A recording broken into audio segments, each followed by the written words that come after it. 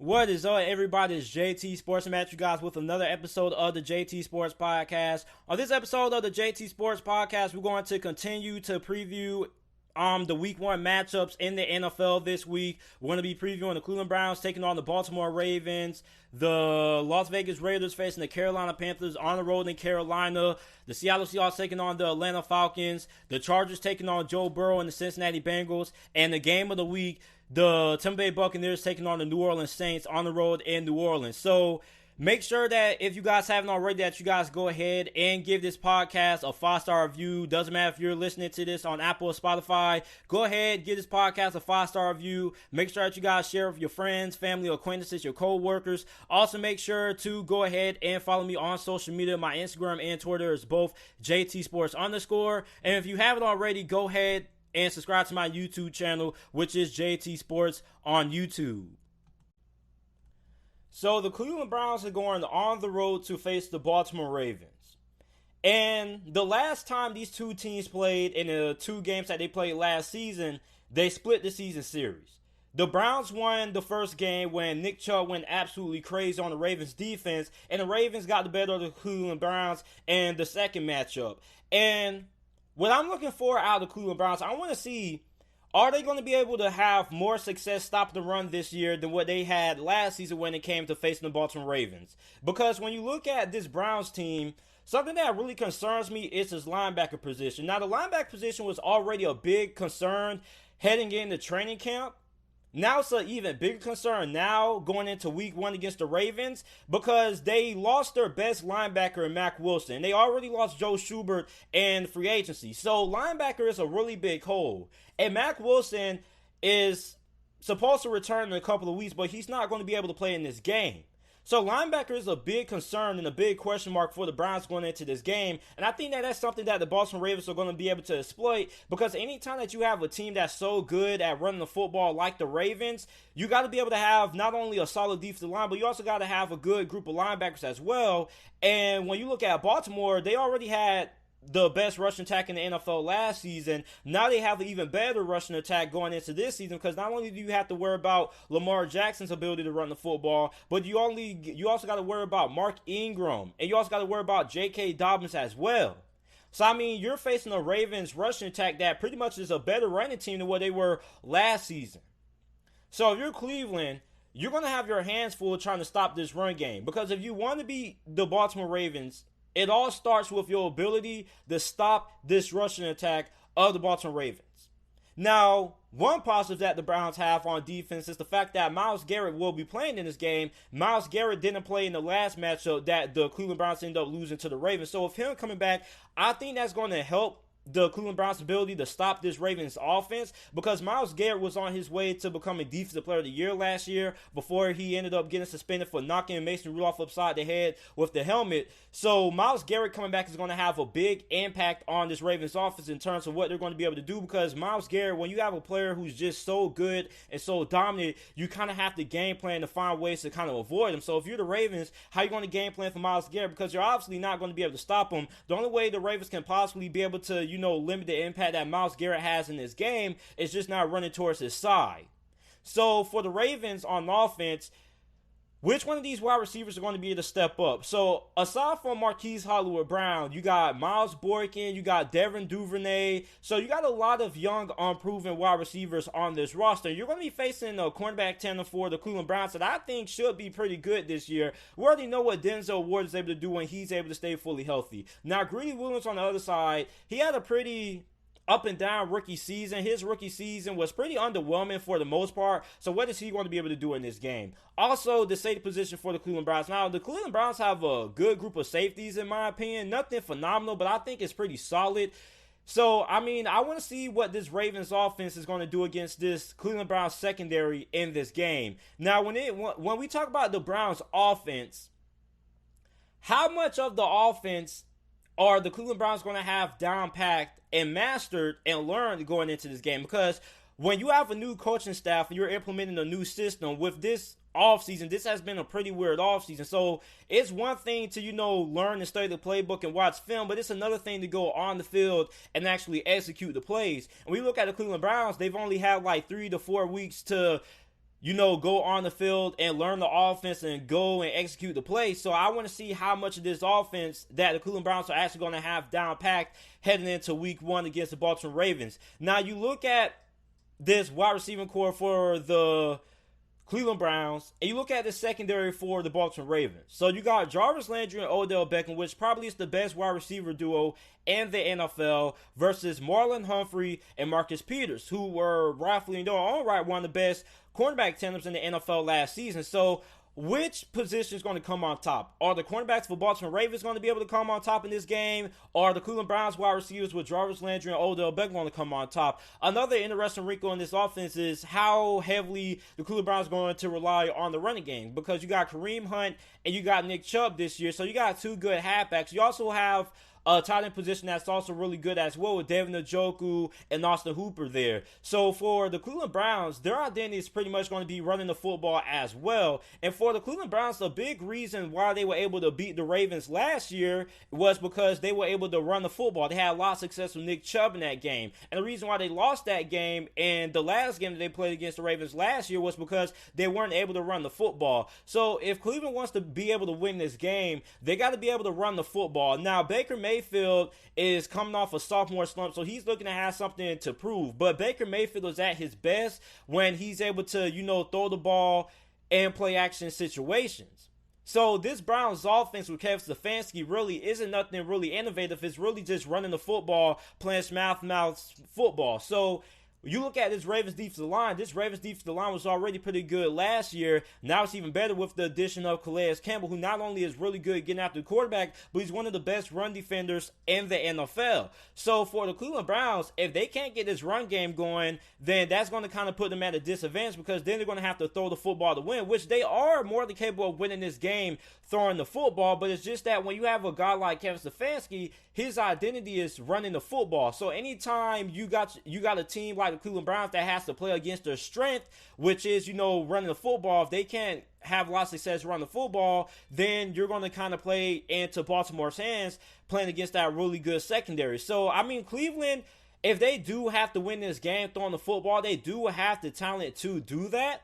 But, their identity is running the football. And when you're a team like the Cleveland Browns, and you don't really know the playbook all that much, I think a really good benefit is, your ability to run the football, because you don't really need to know all that much when it comes to running the football. Now, the offensive linemen need to know when to pull in certain situations and who they need to take on and things like that, of course, and who they got to double team to get into that next level. But ultimately, in a situation like this, I would feel a little bit more comfortable with the Cleveland Browns running the football than I would having them, have to try to win this game throwing the ball 30, nearly 40 times. So I'm going to take the Ravens to win this matchup here, and the reason why I want to take the Ravens to win this matchup is because I don't think the Cleveland Browns are going to know a lot of the playbook in time come week 1. Now, I know they're going to know a pretty good amount of the playbook, don't get me wrong. I don't think the Browns aren't going to know anything at all, but the fact that they've had so limited of amount of time to prep and practice, I don't really know how good this offense is going to kind of be like. I think the chemistry may be a little bit off.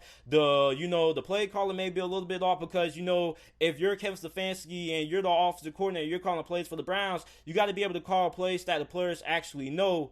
So you can't really call just anything. You got to pretty much have like a limited amount of plays that you can actually call, because you don't really know how much of the playbook these players know. So I'm going to take the Ravens to win this game. I think the Ravens win this game 31-20 is my final score prediction for this game. I think that the Ravens defensive line, although the Browns have improved their offensive line, I think that this defensive line is pretty much going to be able to stop the run game. And I think they're going to key in on the run, because I think they're going to understand that Cleveland doesn't really know all that much of the playbook. So I think that Cleveland, if they want to win this game, they're going to have to be able to, kind of do some damage throughout the air. And it's much harder to learn the passing concepts and learning the passing plays than it is to learn the running plays, just from my experience playing football. For me personally, it was always a lot easier learning the running plays, because really it all comes down to the offensive line knowing who to block, who to double team, and when they got to pull and their assignments. But when it comes to learning, the playbook, when it comes to the passing plays, that's a little bit more difficult. Also, the Browns with the short training camp, I don't really know how much chemistry and how much timing the Cleveland Browns are really going to have between Baker Mayfield and these wide receivers. So I'm going to take the Ravens to win this game.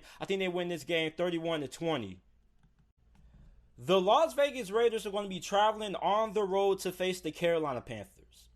Now, this game is really intriguing. And what makes this game so intriguing are the defenses. Both these two teams have really young defenses, especially the Carolina Panthers. It is a report out there that reportedly the Carolina Panthers could start 4 rookies in this game versus the Raiders. Now, we already know that Derek Brown and Gross Matos are most likely going to end up starting, but safety Jeremy Chin and rookie Troy Pryor Jr. are also predicted to start in this game as well for the Carolina Panthers. So for the Carolina Panthers, they're going to be starting 4 rookies. And when you start 4 rookies, a lot of teams, or at least good teams or good offensive coordinators, like to attack those young rookies and try to see what they're made of and how good they really are really early on. And when you're starting so many rookies, you can't really expect the highest level of plays. Like, you always got to expect some inconsistency there. And for this Carolina Panthers defense, I don't really think is going to be all that great this season because you just lost so much. I mean, you lost James Bradbury, you lost Luke Kuechly. So, I mean, you lost a lot this offseason. So, for the Carolina Panthers, with them drafting so many players in this past year's NFL draft on the defense side of football, I'm expecting to see where these guys are going to be at in terms of their development, because it's like you can't expect, all of these rookies to come out here and just be like all world players, because, at most, at least 2 out of 4 of these guys are going to be good right off the bat.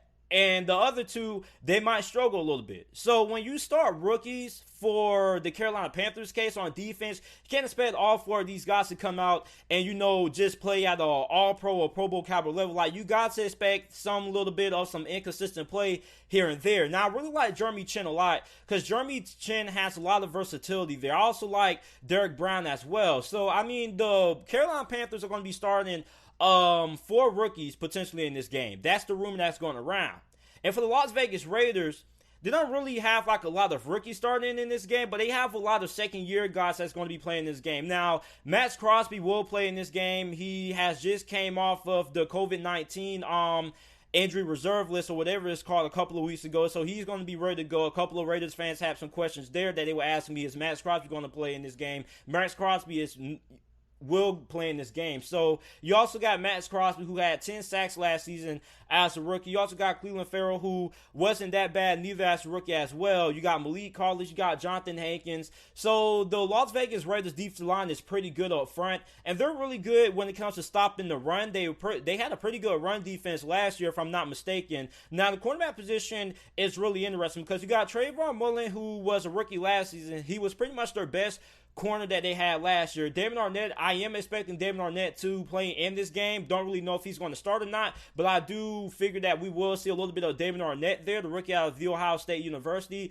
Then you got safety Jonathan Abram. Now, I'm really excited to see Jonathan Abram play because last season he had his rookie season cut short. Like, I only think that he only played like 1 game. Then after that, he ended up getting injured and missing the rest of the season. And John Gruden and this Raiders coaching staff was really in love with Jonathan Abram last season. So I want to see what he brings. Now, these 2 teams on the offensive side of the football, I think they're going to light it up in this game. I think that we're going to see a lot of scoring from both of these 2 teams. Now, I want to talk about the Carolina Panthers because I think that a lot of people are sleeping on the Carolina Panthers offense. And the big reason why is because, the offensive line is a little bit rough, but a big reason why people are sleeping on this Carolina Panthers offense is because of the quarterback, because of Teddy Bridgewater. A lot of people have the narrative that, Teddy Bridgewater is a check down Charlie, and he may not be the long-term answer for the Carolina Panthers at quarterback. He may not be, but I do think that Teddy Bridgewater could have a really solid season for the Carolina Panthers. And I think that Teddy Bridgewater could be a lot better than what a lot of people are giving him credit for, because a lot of people have this thing that, he doesn't take shots deep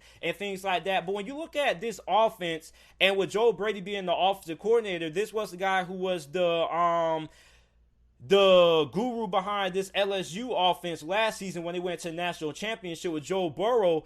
I see a lot of similarities in Teddy Bridgewater with Joe Burrow. Now, I'm not saying that they are the exact same players. I'm just saying that they have kind of similar characteristics. They both don't really have really strong arms, but they're both really smart decision makers with the football, and they're both really accurate. And in this Joe Brady system, it's not all about throwing the football all over the field. It's more about route combinations and wide receivers being able to do damage with the ball in their hands. And when you look at this Carolina Panthers wide receiving core, I mean, this is a perfect team that is suited it to Teddy Bridgewater's skill set, because, you know, with Curtis Samuel, you also have to worry about DJ Moore, Robbie Anderson. Like, with the wide receivers that the Carolina Panthers have in this team, you know, they can take like a 5-yard check down from Teddy Bridgewater, a 5-yard slant, and they can turn that 5-yard check down pass to like a 60, 70-yard touchdown pass with how good they are with the ball in their hands. You also got to talk about Robbie Anderson. Like, although Teddy Bridgewater doesn't take a lot of shots deep, he still can throw the deep ball pretty efficiently. You know, he's more of a quarterback that he chooses his spots. He chooses when to throw the football deep. So for the Las Vegas Raiders, the fact that you have Robbie Anderson on the field, you got to account for that speed. Like, you just can't completely, you know, play for the short pass to try to stop the checkdowns. Like, no, with Robbie Anderson on the field, with his speed, you have to account for that. So for this Las Vegas Raiders secondary, I think that they could have a little bit of some troubles with this Carolina Panthers passing attack. You also got to talk about Christian McCaffrey as well, what he's able to do catching the ball out the backfield, and also what he brings to the running back position. So, I mean, this Carolina Panthers offense could bring this Las Vegas Raiders defense a lot of trouble if they're not able to stop, and they're not able to, you know, stop the underneath routes, and they're not able to tackle properly. So if you're a Raiders fan, you know, I know it's easy to think that this may be a winnable game, but in all honesty, this is a game that the Panthers have a really good chance of winning, because I think that a lot of people are really sleeping on this Carolina Panthers offense. Now, for the Las Vegas Raiders, and they're on right, they have a doggone good offense. I mean, Josh Jacobs is expected to have a larger role this season, and he was already coming off a really good rookie season. So, I mean, Josh Jacobs is going to have a little bit more of a bigger role in his offense, because he wasn't really all that utilized much in the passing game. So I think the Raiders are going to utilize him a good amount when it comes to catching passes out the backfield. Then they also have a pretty good offensive line as well, which is something that they're going to need, because you're going to be facing Brian Burns, who was pretty good last season. Then you also got a pretty good young wide receiver crop. I mean, you got Henry Ruggs, who they took in this past year's NFL draft. He was the first pick in the first round. They also got Brian Edwards, the rookie out of South Carolina. We could see a good amount of him, because he was making a lot of noise throughout training camp for the Las Vegas Raiders. You also got Hunter Renfrow, which Hunter Renfrow is a guy who I don't think he's all that, you know, explosive, but he is really good when it comes to moving the chains on third downs. Then you got Darren Waller, who was one of the biggest surprises in the NFL last season for the Las Vegas Raiders. So, I mean, the Las Vegas Raiders have a lot of weapons, and they're going to be facing Carolina Panthers secondary that is not that great. Pretty much the best defensive back that the Carolina Panthers have is Dante Action Jackson. So, I mean, I think this is going to be a pretty high-scoring affair for both of these two teams. I think this game could go either way, and in all honesty, you know, I think that the Las Vegas Raiders, with the way that they're built on the offense, with how good the offensive line is, I think they have a little bit of the advantage in this game offensively, because Carolina Panthers and the Raiders are pretty evenly matched offensively. You know, that may sound a little bit crazy to say, but the Carolina Panthers do have a lot of talent. But the thing that the Carolina Panthers don't have, that the Raiders do have in their advantage on the offensive side of football, is the offensive line. The Raiders had a really solid offensive line last year versus the Carolina Panthers. We don't really know how their offensive line is going to be. So I'm going to have to take the Las Vegas Raiders to win this game. And the reason why I'm going to take the Las Vegas Raiders to win this game is because, like, with the Carolina Panthers, with the youth and the inexperience that they have at the secondary, I think the Raiders are pretty much going to be able to attack that. And I think that the Raiders defense should be able to get some stops in this game. I don't think that the Raiders are going to be able to just allow Carolina to score every single possession. I do think that the Raiders are going to be able to get more stops defensively than what the Carolina Panthers are going to be able to do defensively, because the Raiders are more improved on the defense side of the football than what they were last season compared to the Carolina Panthers, who are significantly worse compared to last season on defense. So I don't really expect all that much out of this Carolina Panthers defense. So I'm going to take the Las Vegas Raiders to win this game. I think this game could be pretty high scoring. I want to say the Las Vegas Raiders win this game 38-27 or 24. I think I'm going to take 27 to be realistic, because I think Carolina could, score 27 points. But I think the Raiders win this game 38-27 is my final score prediction for this game. And I think that the Carolina Panthers have a good chance winning this game also, but it's just the fact that, they have a lot of inexperience in that secondary. This defense doesn't really have a lot of talent on it, just a lot of youth. So, I mean, I think the Raiders defense could be able to get a couple of stops in this game more than the Carolina Panthers defense being able to get some stops. So, I'm going to take the Las Vegas Raiders to win this game 38-27 is my final score prediction for this game. The Seattle Seahawks or traveling on the road to face the Atlanta Falcons. And this game is always really entertaining to watch between these two teams because they normally put up a good amount of points. And last year, these were two of the best offenses in the NFL, in my opinion. Now, when you look at Atlanta, one thing about the Atlanta Falcons, we don't really have to question how good their offense is going to be in this game because we already know that this Atlanta Falcons offense, they put up points left and right. They can easily drop 40 on you without a blink of an eye. But the question is going to be how good is this defense going to be? Now, the defense made a lot of changes, and I want to see how much are those changes going to, kind of come into play in this game because you're facing the Seattle Seahawks. This is a really good team. A lot of people consider the Seattle Seahawks a Super Bowl contending team. So when you look at the Atlanta Falcons, this defense, the thing with the Atlanta Falcons is that they have a lot of talent. It's just all about can they stay healthy in this game. And for this secondary, you got cornerback, you got rookie A.J. Terrell, you got Isaiah Oliver, Kendall Sheffield as your corners, you got safeties, Keanu Neal, who's pretty solid when he's able to stay on the field and he's able to stay healthy. His season got cut short last year. And, on the defensive line, this defensive line is pretty talented as well. You got McKinley, you got Dante Fowler, you got defensive tackle Grady Jarrett, you got linebacker Deion Jones. So, the Atlanta Falcons have a lot of talent on defense. Just that, can they stay healthy? And in this game versus the Seattle Seahawks, you're going to be matched up against a really good offense. Well, we already know what Russell Wilson does at the quarterback position. He's one of the best quarterbacks in the NFL. He's basically Houdini back there. And you got DK Metcalf, who is a physical freak of nature. You also have Tyler Lockett. Now, they also got a really good group of tight ends as well, which is when you talk about the Seattle Seahawks, a lot of people don't talk about this enough. All the depth and all the talent that they have at this tight end position. You got Greg Olsen, you got Hollister there. You got a lot of talent there. So, if you're Atlanta, how do you slow down the Seattle Seahawks offense? And that's simple. You be able to get pressure on Russell Wilson. Because the Seattle Seahawks, although they are really great and they are a potential Super Bowl favorite, they do have the same flaw and the same question marks that has been surrounding the Seattle Seahawks team for the last 3-4 seasons, and that is the offensive line. And in this game, we're going to see how improved this offensive line for Seattle actually is, because Seattle Seahawks fans have been saying this for like the last 3 seasons that, the offensive line is going to be great, the offensive line is going to be great, and we come out and we see the offensive line still not be great. So, this is going to be one of the biggest question marks that we're going to see answered fairly quickly. Because Atlanta has a really good defensive line, especially with the addition of Dante Fowler.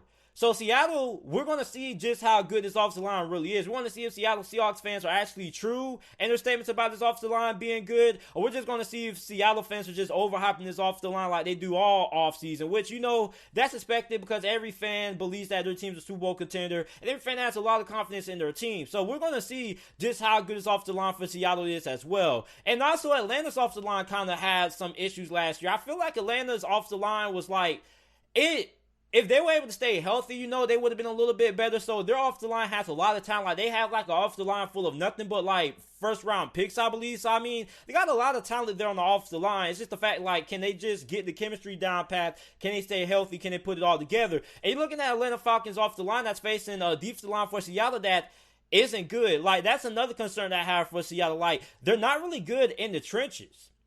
They lost Davion Clowney, who was their best pass rusher last year, and I don't really know who's going to end up stepping up and who's going to be that guy who ends up giving the Seattle Seahawks a legitimate pass rush. Because the Seattle Seahawks, if you want to be able to win a Super Bowl, you got to have a dominant one-on-one pass rush. It doesn't matter if it comes from your outside linebackers who end up rushing off the edge. If it doesn't come from your defensive ends or your defensive tackle, like, you got to have a dominant one-on-one pass rusher if you want to win Super Bowls or if you want to compete in this day and age in the NFL. And the Seattle Seahawks don't really have that. But they do have a really good secondary. This probably could be the best secondary that Seattle has had in a very long time, since we saw, Cam Chancellor, Richard Sherman, and Earl Thomas play in their prime. So, I think that this Seattle Seahawks have a really good secondary. You got Shaquille Griffin, Quentin Dunbar should be able to play in this game. Quadre Diggs. You got Jamal Adams as well, who was making a lot of plays throughout training camp for Seattle in a short time that he's been with the team. You also got a really good linebacker position. You got Bobby Wagner, who is now the best linebacker in the NFL. And you got KJ Wright.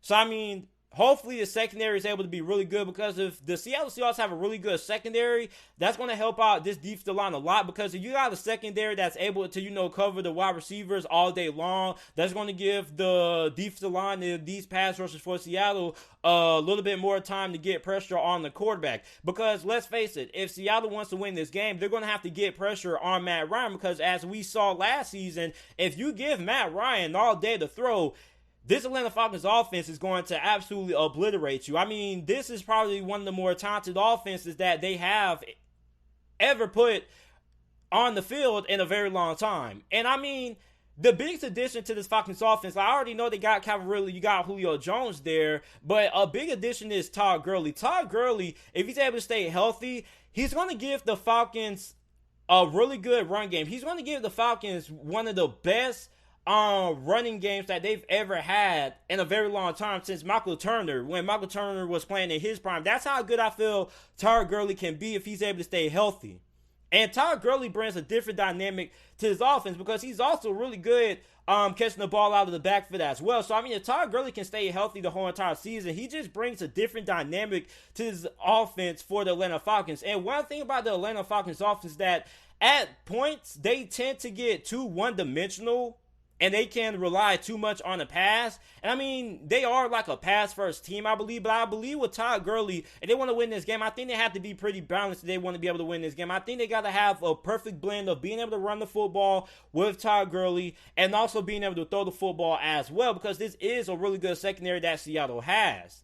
And when you look at Seattle, when you look at their offense, I mean, we already said they're pretty big. Their biggest question mark is the offensive line. But aside from the offensive line, you got DK Metcalf, you got Tyler Lockett. That's one of the best wide receiver duos in the NFL. Really underrated. I think a lot of people don't give Tyler Lockett the credit that he deserves when it comes to, being a really good wide receiver in the NFL. Doesn't really get selected to Pro Bowls all that much. We don't really talk about him all that often. But Tyler Lockett is really good.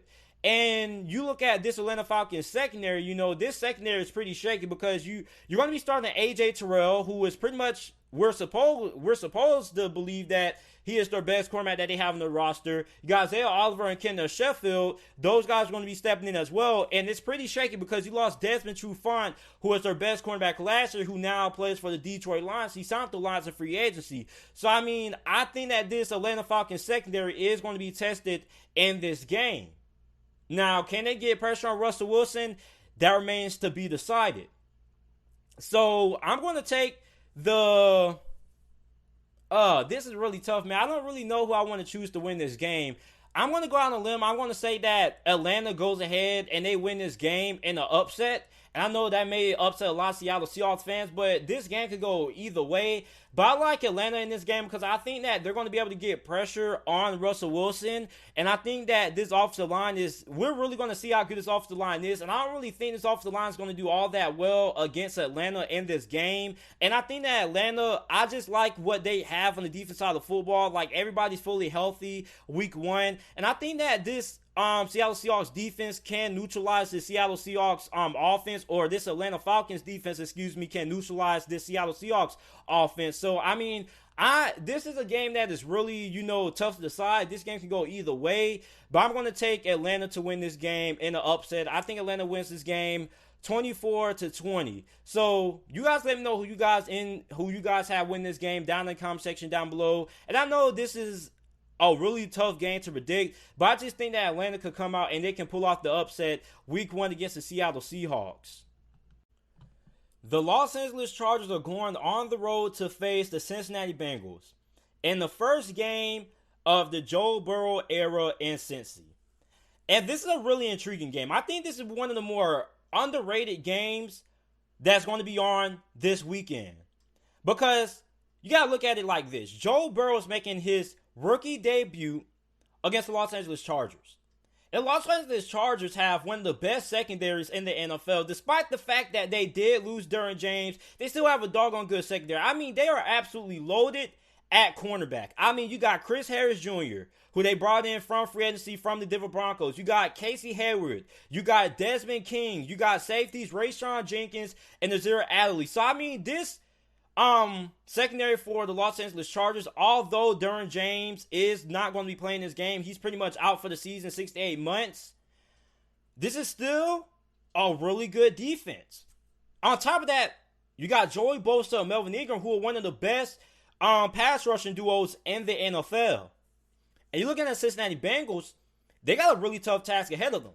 Because not only does Joe Burrow have to throw the ball against a really good secondary, but how is this offensive line going to hold up against a team that is really good at getting pressure on the quarterback? And for the Cincinnati Bengals offensive line, if you're a Bengals fan, you're just hoping for this offensive line to just be average. Now, you do bring Jonah Williams, who will be making his first NFL start in this game, because last season as a rookie, we didn't get to see him play in any NFL games at all because he suffered a season-ending injury in training camp. So he's making his first debut as well. So I want to see how good this offensive line for the Cincinnati Bengals actually is. And this is a really good test. If you're a Cincinnati Bengals fan and you are, have concerns about the offensive line, this game is going to determine how far your offensive line is and how far away your offensive line has to becoming a good offensive line in the NFL. And if the Cincinnati Bengals are able to hold their own in this game, at least from an offensive line standpoint, if you're a Bengals fan, you got to feel pretty good about that. So, we're going to see how good this offensive line is for the Cincinnati Bengals. Now, although Joe Burrow does have a tough task ahead of him, facing a really good LA Chargers secondary, he has a really good group of wide receivers that he gets to throw the football to. You got AJ Green, who without a doubt is going to be playing in this game. You got Tyler Boyd, T. Higgins. So, you got a really good group of wide receivers that Joe Burrow is going to have at his disposal. And this is basically going to be a chess match. Who's going to be able to come on top? The wide receivers for Cincinnati or the cornerbacks for the LA Chargers? So let's move on to the Cincinnati Bengals defense against this LA Chargers offense. Now, I think that the Cincinnati Bengals have one of the more underrated defensive lines in the NFL. I actually believe that they have a top 10 defensive line. You got Sam Hubbard, you got Geno Atkins, you bring in DJ Reader in free agency, who is one of the best run defenders in the NFL. You got a lot of talent there at that defensive line. It's a lot of guys I'm not even talking about right now, but that's just a few of the names to look out for in this game. And for the LA Chargers, they also are a team that has had some concerns on the offensive line. Now, although the offensive line is improved, you bring in Brian Bulaga in free agency from Green Bay.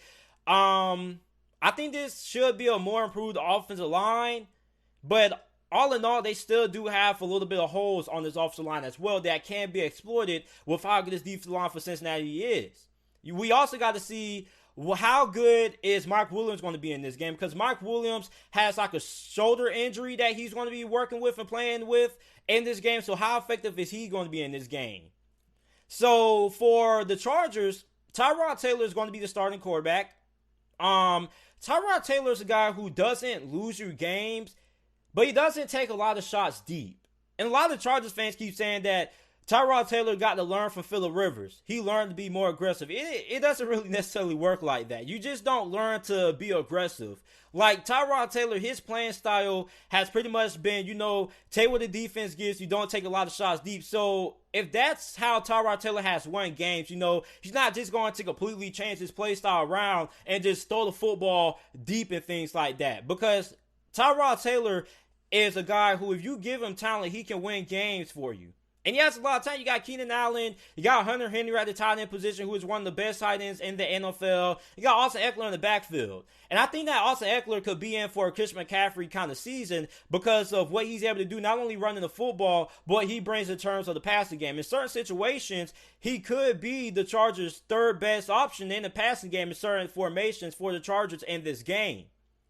And you look at the Cincinnati Bengals defense, the cornerback position, it's not great, but it's not bad. I think they could improve there. The secondary is really phenomenal. I like their safeties. Like the back end of their secondary with Jesse Bates and Von Bell, I love both those two guys. I think they're two of the best young and up-and-coming safeties in the NFL, especially Jesse Bates. And, the linebacker position, don't really know what to expect out of the Cincinnati Bengals linebackers because their linebacker position has been pretty poor for the last couple of seasons. So, this is going to be a cat and mouse game. I think whoever wins this game is going to be the team that's able to take care of the football and a team that's able to score. Because I'm not really expecting a lot of points to be put up in this game because I think both of these defenses are going to be able to neutralize these offenses. Now, if this game ends up being like a 30-point game, then I would be really surprised. But I think whoever wins this game is going to be pretty moderate. I think, I'm not expecting neither one of these teams to score more than 20 points in this matchup. And for the Cincinnati Bengals, A.J. Green's returned. This is the first time that we've seen A.J. Green play football since 2018. So how good is he going to be? Because he's probably either going to be matched up against Casey Hayward or Chris Harris Jr. So he's also going to be tested as well because he's going to be facing a pretty good, formidable cornerback, whoever he's going to be lined up against. And he's looking to prove that not only is he still one of the best wide receivers in the NFL, despite being 32 or 31 years old, but he's looking to get a new contract. So for the Cincinnati Bengals and the LA Chargers, it is a lot of interesting factors going into this game. And for the Cincinnati Bengals to win this game, without a doubt, this offensive line has to be able to hold their own. They have to be able to hold their own. They have to be able to stand up to Melvin Ingram and Joey Bosa, hold those guys off. And I also think that it helped Joe Burrow out. I think that the Bengals are pretty much going to try to run the ball a pretty good bit to kind of take some of the pressure off of Joe Burrow, because when you have a young rookie quarterback, you don't and you're facing a great defense like the Los Angeles Chargers, you don't just want to put this game all on his shoulders. You want to be able to, help him out. And Joe Mixon is a guy who just recently signed a brand new extension a couple of days ago. And this guy who has had back-to-back 1,000-yard seasons behind not so good offensive line play. So the Chargers want to win this game. I think the offensive line and how good are they going to be when it comes to running the football is going to play a big factor in terms of how are their chances going to be in terms of winning this game. And for the Chargers, my thing is that I fear the Chargers with Tyrod Taylor, he is going to have to take some chances downfield. Are the Chargers going to be able to generate enough big plays to win this game?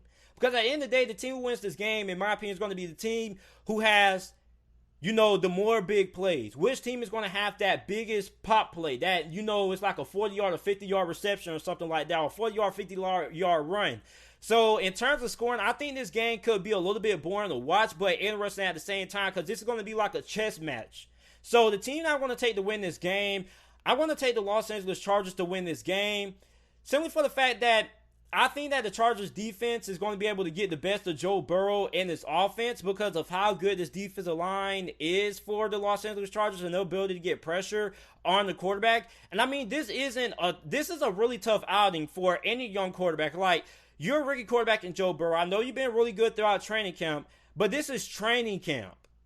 Okay? Now this is the real thing. You're not facing your teammates. You're facing other teams who want to take your head off. And if you're Joe Burrow, I understand Joe Burrow is going to be a really good quarterback. I'm not doubting that. I just think that he could struggle in this game versus a really good Chargers defense, and I don't really trust his offensive line enough. Now, I know the wide receivers are going to be really good, but you're facing a really good secondary as well. So, in terms of, who's going to win this game, I got to take the Chargers to win this game. I think the Chargers win this game 17-14 is going to be my final score prediction for this game. Because I'm not expecting a lot of points out of neither one of these offenses, because I think that the Bengals defense should be enough to kind of, hold back this LA Chargers offense, even though this LA Chargers offense necessarily this season is going to be one of the offenses that are going to be putting up a lot of points. So I think this is going to be a pretty low scoring game, but I got the Chargers win this game 17-14. I just think that their defense and their cornerback position is just so good. They got so much depth there, even though that they don't have Derwin James playing. It's just a really tough outing to ask Joe Burrow, as the rookie, to come in and, just have a good game versus a really good defense for the Los Angeles Chargers. And I think that the Chargers offense are going to be able to do just enough to win this game. So I'm going to take the Chargers to win this game. 17-14 is my final score prediction in this game. Now, I do think that the Chargers, they could lose this game. But ultimately, I think that they have a really good shot at winning this game. But I wouldn't be surprised if the Bengals come on and they pull off the upset there. Because when you got a rookie quarterback, you don't really know what to expect out of the rookie quarterback, what he brings to the table, what to expect from the Cincinnati Bengals offense. So the Bengals do have a pretty good chance of winning this game, but I'm going to side with the Chargers just because their defense and Joe Burrow is going to be matched up against a really tough secondary. Ladies and gentlemen, we are about to witness greatness. The Tampa Bay Buccaneers are going to be traveling on the road to face the New Orleans Saints. We're about to see two of the greatest quarterbacks of all time about the matchup against each other head-to-head. Tom Brady versus Drew Brees. And let me start off with this. Both of these teams are being highly disrespected. Because I don't understand for the life of me why this game isn't on Sunday Night Football. This game should be on Sunday Night Football. Instead, they choose to have the Dallas Cowboys facing the Los Angeles Rams. Like, I feel like they should flip the games. I feel like the LA Rams and the Dallas Cowboys should play in this spot, 4:25 p.m. Eastern Time kickoff on Fox, and have the Tampa Bay Buccaneers play in that 8 o'clock Sunday game on NBC. Because, listen, we don't get to see matches like this very often. We don't get to see two of the greatest quarterbacks of all time play against each other. And when you look at these two teams, both of these two teams are pretty much evenly matched. Now, the New Orleans Saints have the slight edge on the offensive line standpoint because their offensive line is better than Tampa Bay's offensive line. Tampa Bay's offensive line should be improved with the addition of Tristan Wirfs. But I still feel the New Orleans Saints offensive line is a tad bit better. So, other than that, other than the offensive line, these two teams are pretty much dead equal. I think that the secondary for Tampa Bay, let me start off with Tampa Bay's defense. Their secondary is going to surprise a lot of people. Jamal Dean and Carlton Davis are going to end up being one of the best cornerback duos by the end of this NFL season. And you also got Antoine Winfield there at safety. You got linebackers Levante David and Devin White. You got a really good defensive line. I mean, the Ndamukong Suh. You got JPP, which, by the way, if JPP would have played the whole entire NFL season last year, I think he would have had 15 sacks. You also got Shaq Barrett there. So, I mean, you got a lot of talent on this defense. And in my opinion, this was a top 10 defense last year that Tampa Bay had. But we didn't really get to see how good this defense was because Jameis Winston was turning the football over so much. He was always putting the defense in bad situations, and the defense always had to be on the field more than they should. So I think this defense with Tom Brady being a quarterback is going to be a lot better because he's not going to turn the football over that much, which means that the defense is going to have to be on the field more than they have to. And when you look at Tom Brady, I mean, this is probably the most talented offense in the NFL right now. And I know a lot of Saints fans like to say that the Buccaneers are overrated and things like that, but let's just be honest. This is a stacked offense. Mike Evans, Chris Godwin are one of the best wide receiver duos in the NFL. You got Rob Gronkowski, Cameron Braid, O.J. Howard at your tight end position. You got Leonard Fournette, Ronald Jones, Keyshawn Vaughn, LaShawn McCoy as your halfbacks. Like, it doesn't get no better than this. I mean, Tom Brady has basically everything at his disposal to win the Super Bowl this year. But here's the thing. You're facing the New Orleans Saints team that just is as good as you on offense. I mean, you got Michael Thomas, who is debatably the best wide receiver in the NFL. And you got Emmanuel Sanders.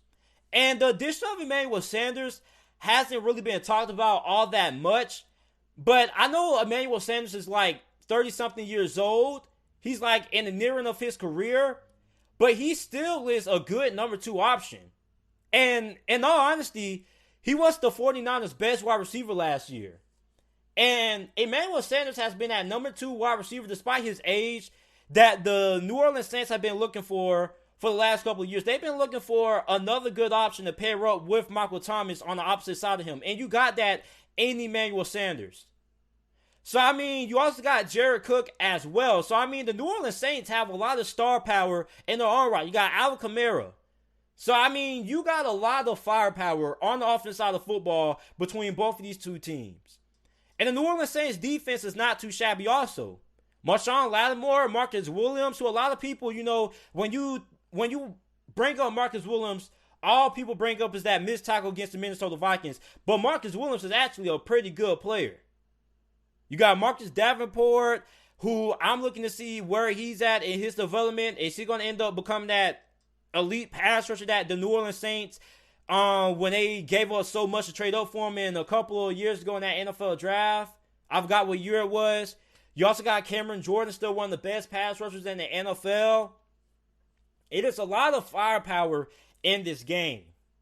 And ultimately, this game is going to come down to who is able to make the big play when it matters the most. Who's able to get that key stop on third down? Who's able to get that key turnover? Who's able to get that key stop in the red zone when instead of scoring a touchdown, you hold them to a field goal? Now, when you got Drew Brees and Tom Brady playing, I'm not expecting neither one of these quarterbacks to turn the football over all that much.